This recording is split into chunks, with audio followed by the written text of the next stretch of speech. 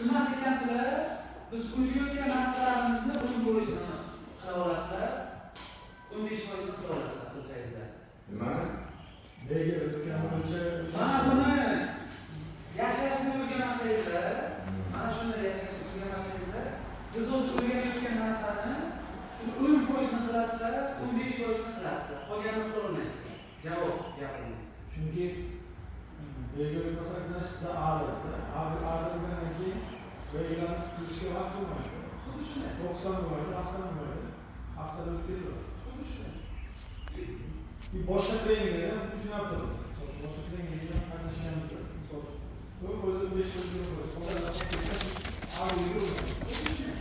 Shuning uchun ham boshida birinchi yurganimda mana bu narsani tushuntiryapman, bu narsani tushuntiryapman. Navbatdagi trening bo'lmasin, navbatdagi bo'lmasin.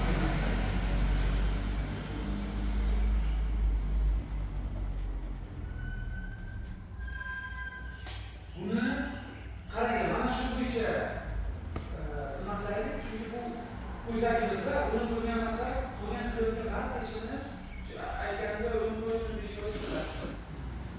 nimasi tushunarsiz mana bu yerda. Nima qiyinchilik bo'lyapti? Shu agar Otabek aytdi, bda bo'lmasak, biza demak ada mana shu tartibini agar qaysida bo'lmasa, qaysida bo'lib qolamiz.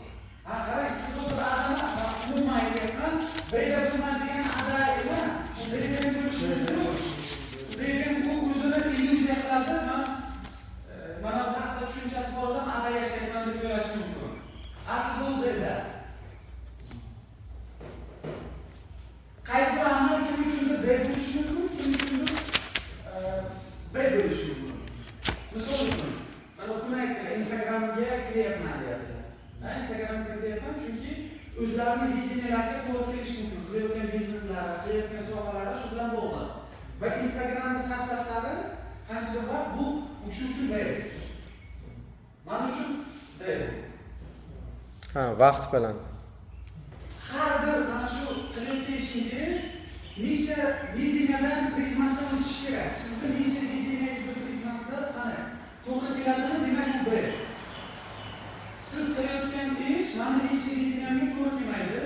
Shuning uchun men uchun u D. Sadece İngilizce mi? Siyasi değil.